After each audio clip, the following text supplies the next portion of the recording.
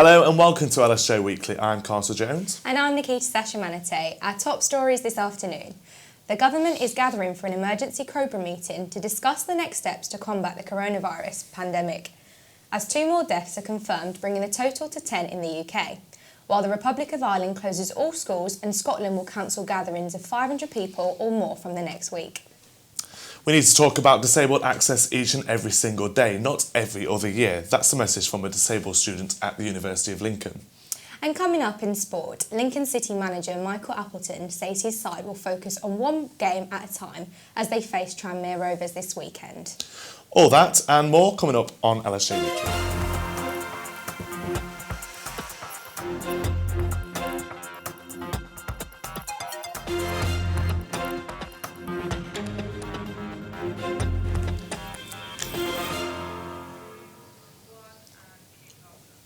Our top story, the Department for Health and Social Care has confirmed that the number of coronavirus-related deaths now stands at 10 people as the government convenes for an emergency Cobra meeting to discuss the next steps for the country, with 596 confirmed cases in the country.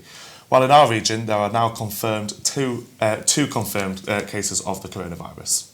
The COVID-19 situation has continued to deteriorate around the world as World Health Organization has labelled the outbreak a pandemic. The pandemic has seen individuals and teams in football, tennis and Formula 1 being affected. The Republic of Ireland closes all schools and Scotland will cancel gatherings of 500 people or more from next week. We've got our health correspondent Alexandra Keane here in the studio. Thanks, Carter. Clearly, the issue of COVID-19 isn't going to die down anytime soon, as this morning the Republic of Ireland has announced the closure of schools, colleges and childcare facilities, which will be shut until March 29th. Yesterday, the Prime Minister, Boris Johnson, took to the floor of the House of Commons to address calls from the opposition leader, Jeremy Corbyn, to announce emergency legislation guaranteeing those on 0-hour contracts sick pay if they're self-isolating due to the virus. But for those who are on all types of contracts, we will ensure that they get the protection that they need, and nobody who does the right thing by staying at home is penalised. Meanwhile, in the government's new budget, the Chancellor promised an emergency response fund of £5 billion to help tackle the virus, while declaring that the NHS will be given everything it needs to deal with the issue.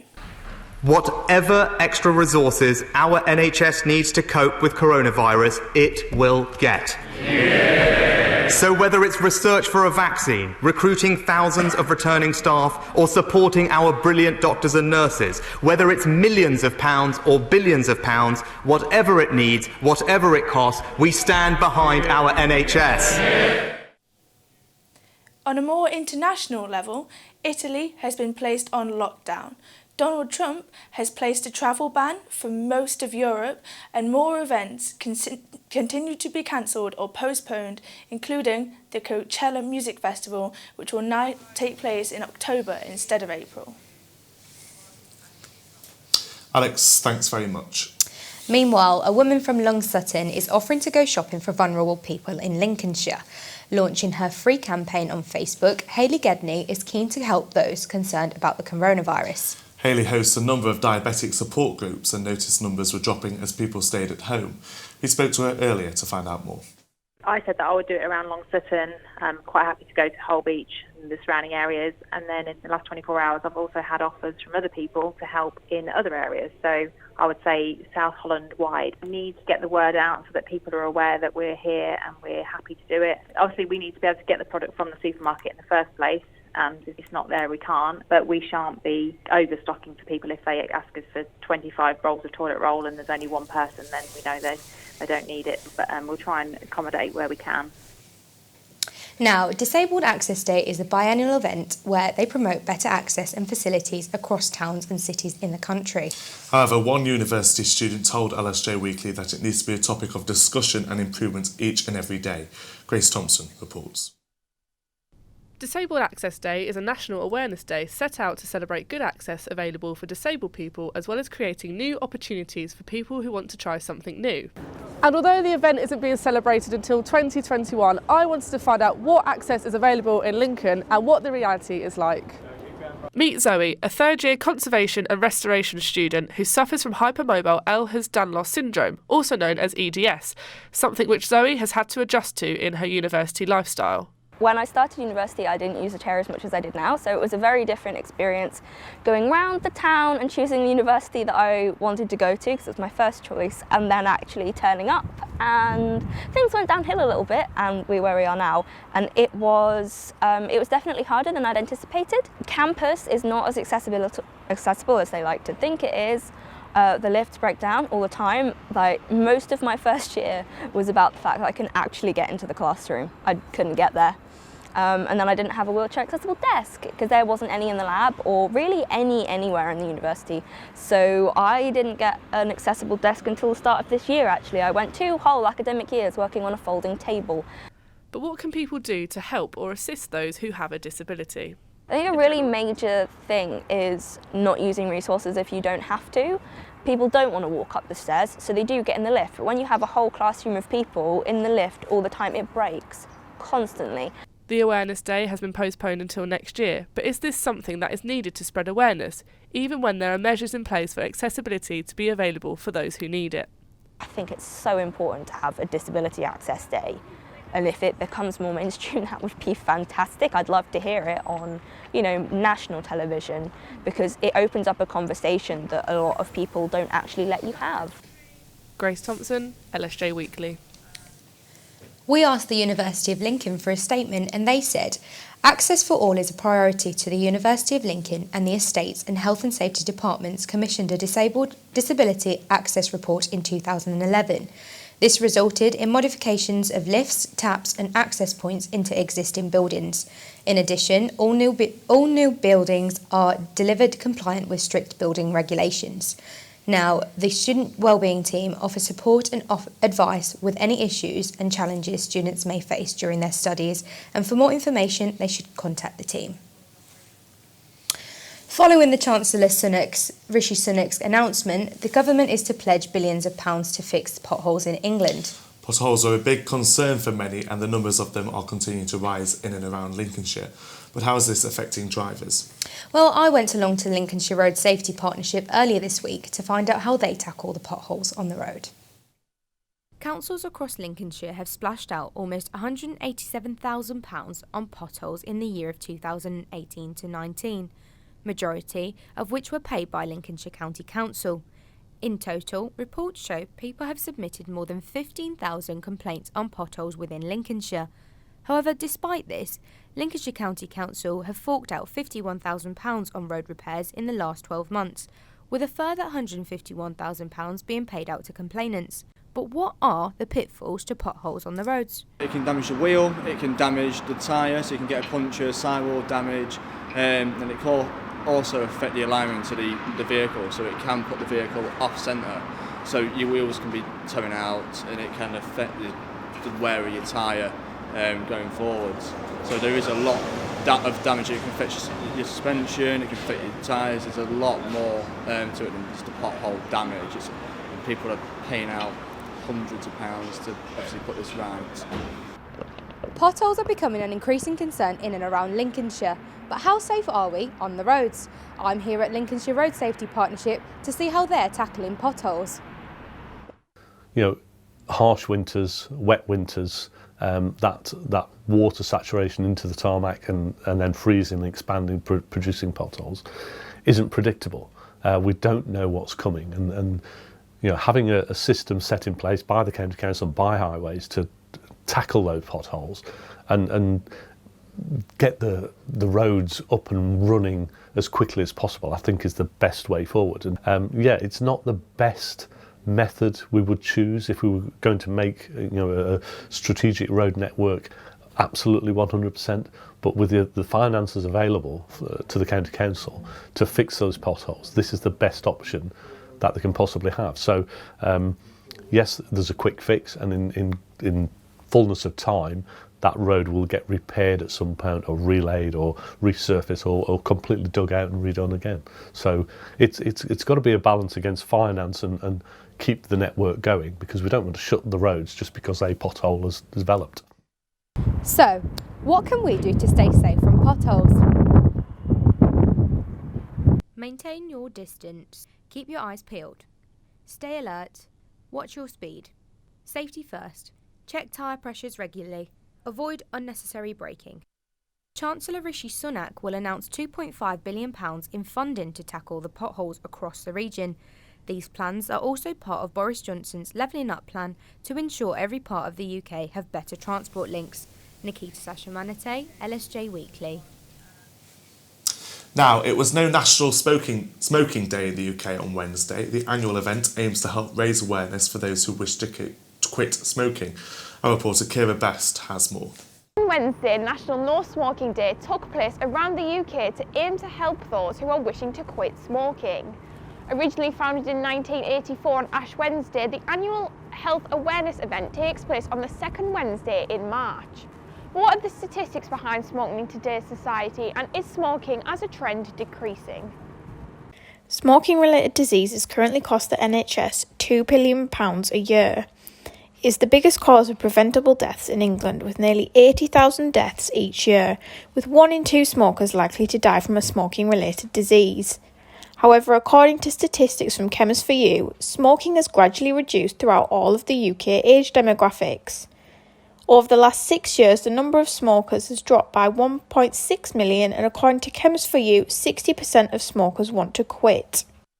Overall, we are seeing a decrease in the number of people smoking, with people moving towards e-cigarettes and vape pens to help quit smoking or as an alternative. If you do want to quit smoking or considering finding out more, pharmacists and the NHS offer kits, guidance and support for anyone. Kira Best, LSJ Weekly.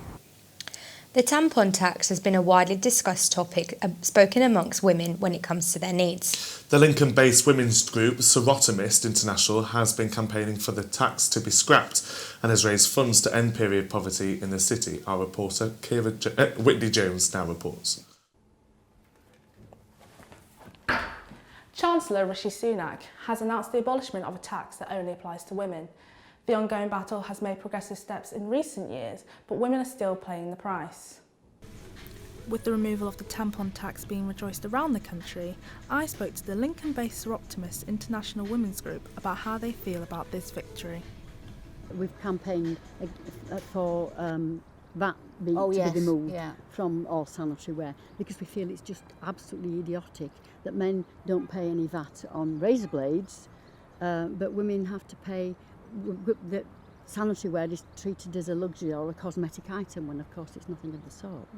Lincoln's Serotomists have also campaigned and raised funds to end period poverty here in the city. Children were not going to, or girls were not going to school because they couldn't afford sanitary wear, and also mums couldn't afford them either. So every month we gave loads of sanitary wear, and then we gave 1,500 at the end of that to the YMCA. Raised funds for them. So with the tampon tax expected to finally be abolished by January 2021, we are one step closer to ending period poverty for women and those with periods. Whitney Jones, LSJ Weekly. It's now time for all of the sports news across Lincolnshire. Here's Elsa Adams with your weekend preview.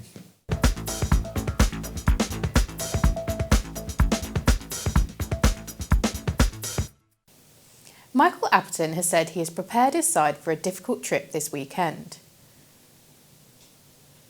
Lincoln City travelled to Tranmere Rovers this Saturday in Sky Bet League One action. The Imps go into the fixture off the back of a 3-2 win over Burton Albion last weekend and currently sit 15th in the league. One of the goal scorers from that game, Anthony Scully, spoke to the press this morning about last week's win. Getting the win last week was important for not only the fans but for us as well, to get in 3 points on the board, and we got to go again Saturday and go for the same. Appleton has said his team is also taking necessary precautions to prevent any cases of the coronavirus affecting the club. Well, I think just first and foremost, just making sure we do the basics right, and we're clean and proper and clean up after ourselves. We wash our hands thoroughly. We have got the hand gels at hand all the time to when the players are eating, before and after when they're coming in. So I'm just guessing we're just taking the precautions that most clubs are doing at the minute.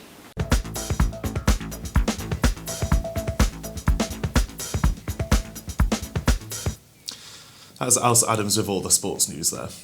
Now, a lot has been happening across my social media feeds in the last week, especially with the news of coronavirus cases. I tend to get my news directly from Twitter or Facebook. What about you? I'm pretty much the same, really. I find it quite hard to keep up with all the news because a lot's been popping up lately, especially with the coronavirus. But thankfully, Kira Bess and Grace Thompson are here to go through what's been happening on social media across the last 7 days.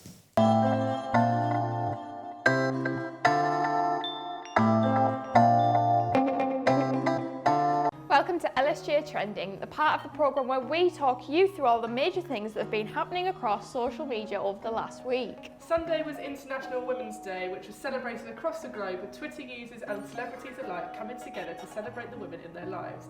One tweet from Peony on Fire put the day together nicely by saying, may the grown ladies and the young girls of today continue to look up to the women who are not just beautiful, but also strong and brilliant in their own ways. And one celebrity's daughter took Instagram by storm. The Rock posted a heartfelt video of himself with his youngest daughter Tiana to celebrate being a woman. Can you say, I'm a pretty girl? That's right. Even more importantly than that, can you say, I'm an awesome girl? I'm a smart girl. I'm a very smart girl.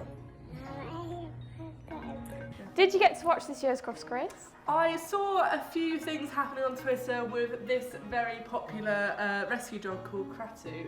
So he seemed to have his own idea of what he wanted to be doing on the grass at the stage of Crufts this year. It's almost a game. It's almost a bit of Mickey taking from the dog. Now that's definitely against the rules. I promise you that wow. Because I'm a judge, you know, and okay. That is against the rules. Twitter users were quick to fall in love with the pup, with one user saying, "All hail Kratu, a legend in canine form," and another praising Kratu's work by saying, "I'm enjoying his more focused new work, sticking with the tunnel thing, can't be bothered with the rest."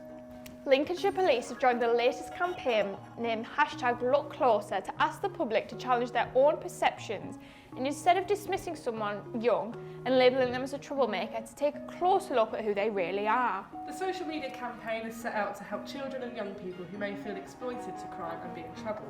The hashtag campaign is being spread across social media and contains some helpful information for members of the public to use should they come to a situation where they may need it. For example, these ways to open a conversation with a young person.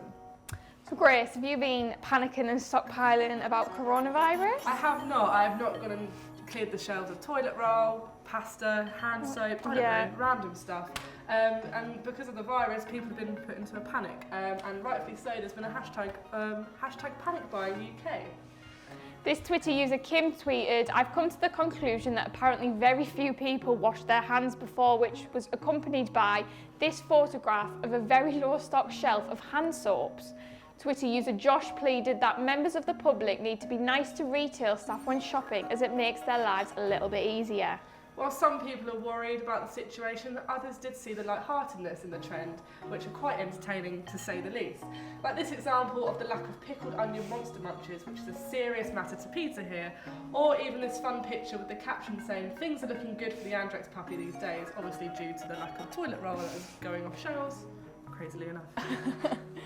And finally, it was announced yesterday that the comedian Matt Lucas will be replacing Sandy Toksvig on the Great British Bake Off. One Twitter user has rightfully stated that this is epic. Matt will be taking over from Sandy on the show's 11th season and has said that he's chuffed to bits to be joining the most delicious show on television. What's been trending with you this week? You can join in the conversation by using the hashtag LSJ Weekly or find us on social media at LSJ News TV. Bye for now.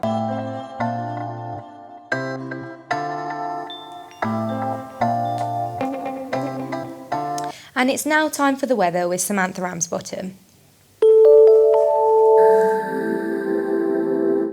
Thanks, Carter. The weather this week has been full of showery spells and strong gusts of wind, and that doesn't look like it's going to change anytime soon, particularly here in Lincoln. Though there have been some intermittent moments of sunshine, like today, that can be deceiving, as winds will reach highs of 43 miles per hour, but that should drop down in the early hours of tomorrow morning. Today will be mainly clear with some isolated showers expected in the late afternoon, but that should die out overnight as the winds ease. Maximum temperatures of 9 degrees. Into this evening, we can expect clouds to gradually thicken, with again some isolated showers through the night and lows of 4 degrees. As we head into tomorrow morning, Friday will be mainly dry with light winds and clear skies, and is looking like it could be a nice sunny day with highs of 12 degrees. However, this burst of sunshine will be short-lived, as this weekend is expected to see some heavy rain and strong winds as we head into next week, so make sure to grab your umbrellas. That's all for your LSJ weather update. Stay warm.